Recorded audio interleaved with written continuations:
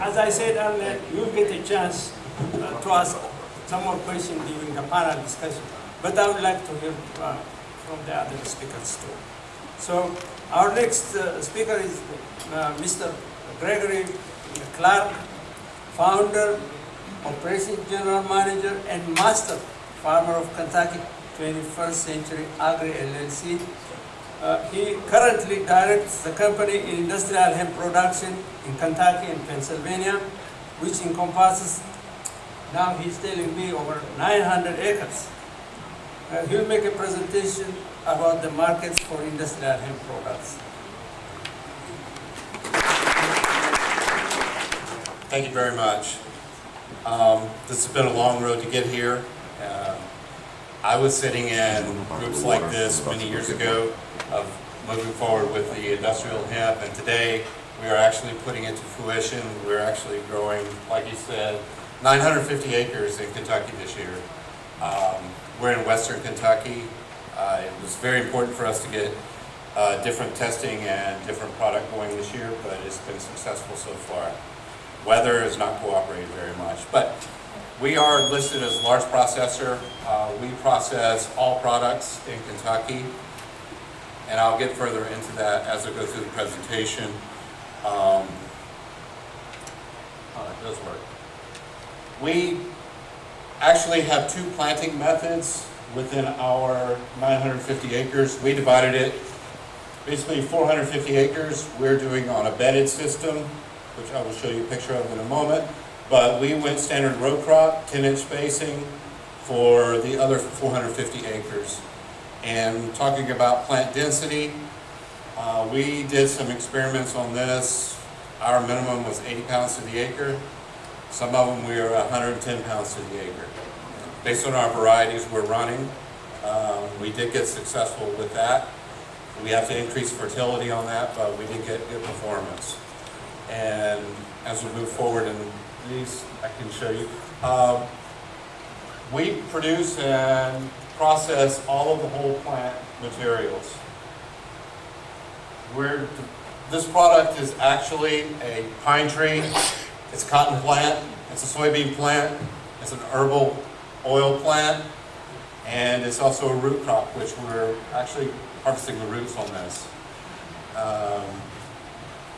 Within this one plant, we're able to produce, right now our current production, we're running about 1,200 pounds of grain per acre, is our output on this.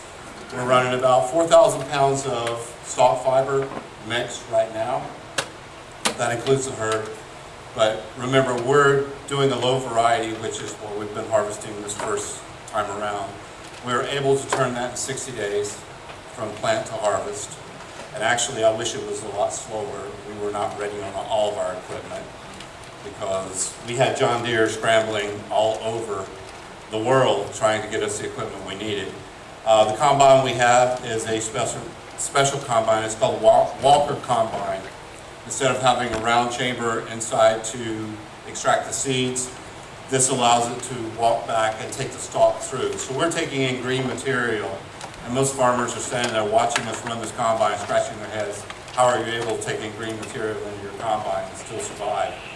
It eats it and goes on. But we have the dual head system that we have from the Netherlands. On the ocean right now, we should have it installed within about 2 weeks.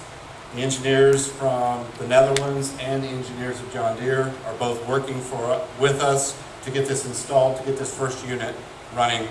So this will be the second unit in the United States. There is one in Colorado right now, but it was the original prototype. But this, John Deere actually tooled up the factory and built this special combine for us to be able to do this because they see what the hemp industry is moving into. So hopefully you can understand between the lines there that there's a lot of big industry looking at this and being involved with this because they see what the industry is going to go to. They want to be involved in that. This combine also discharges the flower or floral material separate from the stalk material. The stalk is clean, sent out the back, put in a windrow, as you see in this section of the picture. And because we don't have the floral separator installed on this yet, the floral material that's underneath this pile here, but our floral separator, we flew that from Europe to be able to install it on this so we can collect all this leaf and floral material for drying and extraction, specifically for the CBD side of it. We're not truly dedicated to the CBD business, but as a byproduct of this, we look at all efficiency factors of this plant, and we will have that extracted for us. We're doing ethanol extraction and CO2 critical extraction on our facility there. This is the bedded system. As you see that, we do not use herbicides or any other items. We go back to the old manual cultivation methods. This is a raised bed of 9 inches is what it's actually designed for, but we're taking up to about 11 inches high. We seed drill on top of that, and that's the bed builder. We had that built in Florida. It's standard for the vegetable industry, but we've incorporated it into this because anyone that's involved with hemp growing, you know that if its feet ever sits in water, you've lost a hemp plant. So that's why we went to a bedded system. Every 60 inches, we have a ditch to drain off water, so the hemp plant always stays dry. And this year in Kentucky, Saturday on the 1st of July, we took 5 inches of rain in one day on all of our fields, and we came through pretty well unscathed. On all of the bedded fields, we were absolutely perfect, but all of our flat fields, we did take some areas that took some hit. So we know this is a system that we will be working at and moving forward with. It works, and the other benefit of this, when we fertilize the flat fields and we come in and build the beds, it takes all that fertility and compacts it into that bed surface area. Takes away the fertility between the beds, so we don't have to worry about the weed growth in between. So it's kind of mitigating that weed issue for us in between that. So when it stacks it, we're stacking it about 24 inches is actually loose soil because we're stacking it up. And with hemp in the taproot, it can actually penetrate easily down to that and stay in a moisture area and easily survive a dry period. When I mentioned we had 5 inches of rain on July 1st, the next time it rained was August 3rd. So we went a whole month without rain, and we came through very fine. Just some of the flat fields, prematurely, we had to harvest. This was our bedding equipment and bedding device as it was put on. We used RTK system for GPS guidance, so we were within an inch precision throughout our field. That was very important when we get to multiple cultivation, so that we can, every bed is precision, every row is precision on those beds. We had to take and modify and build a seed drill to plant the bed tops. As you see, we're putting 4 rows on the bed tops, skipping in between. So we had to strip that down, and next year we're going to modify that, and behind the bed builder, we will actually put the seed drill on the same machine. So it'll be single pass, build a bed, plant the seed, and we're done. It will hold that precision within that. We have some variance in precisions between the 2 pieces or the 2 passes of going through this field. So we're taking that out for this next year, so we can be exactly precision. That is the bed and the front view of that kitchen. What I was saying earlier, we wanted to mitigate every bit of risk associated with this, so that any chance of losing your crop or having poor performance, we tried to mitigate that going into this. That's through our design, our different processes, and proving that technology, and it has proven out with this year. We looked at building, when everyone was discussing building a factory to take all of this material to and have it processed, we looked at that issue because now we have to build an industry. Farmer can be 100 miles away. Transportation cost is out of the question. Farmer, you know, if we build one factory, we're investing a lot of money in one building in one central location that all the farmers around it are going to have to support it. We looked at that issue, and to build this industry, we wanted to be able to reach any of our farmers anywhere in the remote areas. So we took the processing factory and made it mobile processing. We handle all of our seed drying, all of our seed shelling, all of our seed pressing, oil separation, and meal processing, all in mobile processing units. We also handle fiber processing. We decorticate the fiber through a mobile processing unit. We also use an enzymatic extraction process too, to help break down the structures of that to get fiber out. With this, we're able to reach out to any farmer, anywhere, any distance, and come in, set up, process their product, and move on to the next. We looked at that as the most viable option to get more farmers into the hemp industry in the beginning, and then later, once that industry is built up, farmers are stabilized within the industry, we can come in and someone can build a large processing facility to support that, a fixed facility. But until we build that industry, we had to have the farmers growing the product. Like Mr. Lee was stating earlier, you have to have multiple years supply of this and continuous supply. We realized that, and it was a big risk for everyone in this industry to put in that one central processing facility.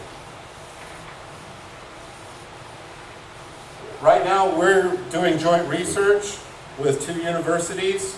We're working with Murray State University and we're working with Cheney University in Pennsylvania. Murray State University, we have all of this meal coming off of all of our seed after we extract the oil. We had to have an output for that. We had to have a commercial output. It's not allowed to be fed to livestock commercially. It's not allowed to be fed to pet commercially. Because within the FDA, it's generally recognized as safe. It is not. No one has ever proven that eating hemp seed is safe that the FDA does recognize. Outside the United States, it's readily eaten. It's imported into the United States. It does not have to meet the specifications of the FDA to be generally recognized as safe. So our issue is we have to do research study to prove that if we feed it to this livestock, that it will not die, that it is recognized as safe, and it is viable. So we have a poultry feed study going on right now with Murray State University. That's both for broiler production and for egg production. We're doing 2 different diets for the egg production. One is 50% hemp addition to their normal layer feed, and the other is a straight layer feed. Layer feeds. And we will measure the omega-3 content because their standard feed does not contain omega-3. So we will see, based on the omega-3 analysis of the eggs over the period of the feed study, is the hemp being picked up, is it being processed by the chicken, and we look at the overall health of that chicken. So with that research paperwork, we can actually petition to the FDA to allow it to be generally accepted as safe. So that puts us into that industry. And to be honest with you, and this is not an official observation, the ones that are on the 50-50 mix, they're picking out their normal feed and throwing it off to the side, digging down to the bottom to get to the hemp. And they're eating mostly the hemp. So we will have good results on that. The broilers, we're doing different ratios. In the past, there have been tests up to 20% hemp addition to broiler feed. We're looking at going all the way to 50%. We have 5 different feed ratios that we're testing this, and basically coming up around Labor Day weekend, we're going to actually have a cookout, so we'll know how it works. We're doing analysis of this, but because hemp naturally contains omega-3s, we can actually measure the omega-3 content carried over into the meat. And with us substituting the soy, we're looking at that viable option for commercial application of that. So we just have to have the research papers, then petition with it. At Cheney University in Pennsylvania, we're actually doing the feed study for the fish aquaculture. That was important to us to go in with a diversity of feed products that we can commercially get accepted through the FDA. And the benefit, as you know, there's efficiency factors. Fish has a 1-to-1 protein to weight gain ratio. That was why we were focusing also on the fish. Poultry is running 2-to-1, so for every 2 pounds of protein they eat and make 1 pound of meat. But we looked at the efficiency factors and the bigger impact, that being poultry and fish. That's why we're concentrating on those 2 studies to develop our market for that. We're looking at value-added products moving forward. Of course, cellulosic, we're definitely looking at that. We have our research team in Pennsylvania working on that. I need to step back. We are, in Kentucky, we're part of the research program. We're also part of the Pennsylvania Hemp program this year. This is their first year. We are participants in that. Even though it's only 5 acres, we wanted to participate in that and work with Cheney University to develop that product and to develop growing operations there. We hope to expand that next year, but we wanted to be there with them. That's my contact information. If anybody wants to contact me or get in touch with me, I like to talk. I will fill you in any information you need. We have a lot of challenges in front of us, but it's well worth what we're doing because we see we're going to build an industry out of this. And where I stand in Kentucky, where we're operating, it's tobacco everywhere. They're the same issues as what you have in Virginia. Looking for a replacement, a viable replacement to the tobacco industry. And this actually is working, and everyone in the area is coming to see us. As a matter of fact, Senator Rand Paul came to see us last week. He flew all the way down, spent the morning with us to see this whole process of what we're doing, because Senator McConnell and Senator Paul are introducing the international hemp bill that's going to be processing through, and they want to be involved out there to see what is going on in the industry right now so that they can actually promote it and utilize that. It's been an honor to get that recognition, but a lot of times we're very shy about what we do. But starting this industry, we're here to work with you. We all look at this as we have to be a team. We have to build this industry together. I thank you.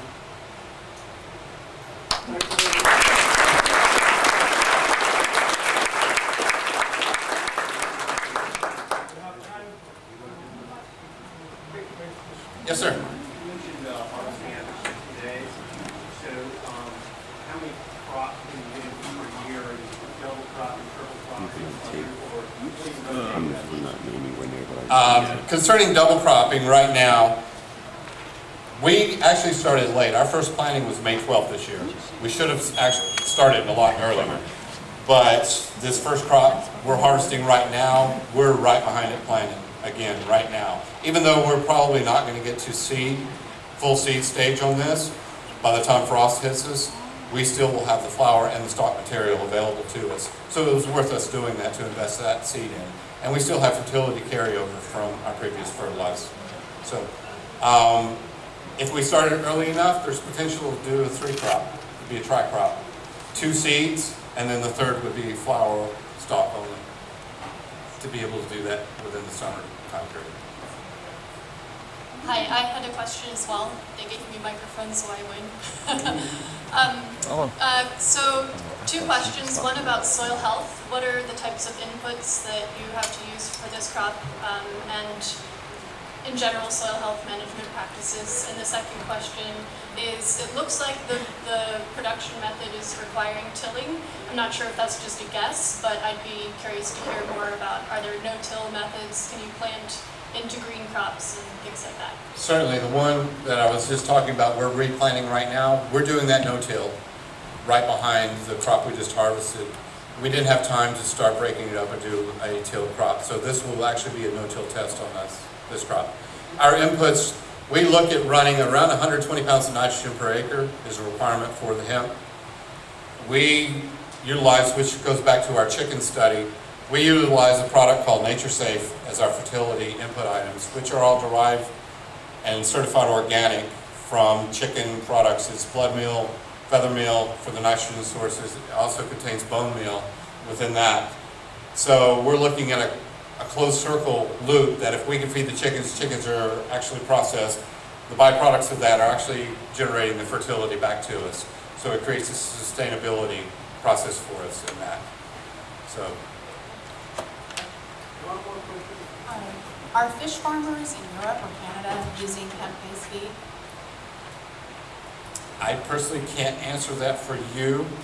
They are being looked at right now, but it is an excellent protein source that we are getting excellent results with. And as Mr. Lee described earlier, the fish, the aquaculture industry is huge. If we can replace or at least offset some of the soy inputs on that, it would be wonderful. And we're looking at developing any markets we can go into at a viable price. Can humans eat it? Absolutely. That's a problem that we're looking at on the grocery store shelves when I was talking about Canada not having to meet FDA requirements. Manitoba Harvest is on our grocery store shelves that has been sold and is selling tons every day in a large quantity at grocery stores. And they sell the hemp hearts, which is the shelled, just split hearts, like split peanut. And they're selling a lot of that right now. High in omega-3, very nutritious. Mr. Lee, please go ahead. Do you find it difficult in saying, you know, we're gonna eat this for human consumption, but we can't feed it to cattle, fish, and different things like that? I mean, a cow with 4 ruminants, you know, I don't. Exactly. And that was exactly what Senator Paul made the statement. You know, we can all eat this, but I can't feed it to my dog, or I can't feed it to my livestock. What's wrong with this? Because human consumption is allowed right now. But it's just the livestock is controlled that well. That's why we're trying to break those barriers, move that forward. It's costing us a lot of money, but we feel it's money that's invested well. I thank you very much.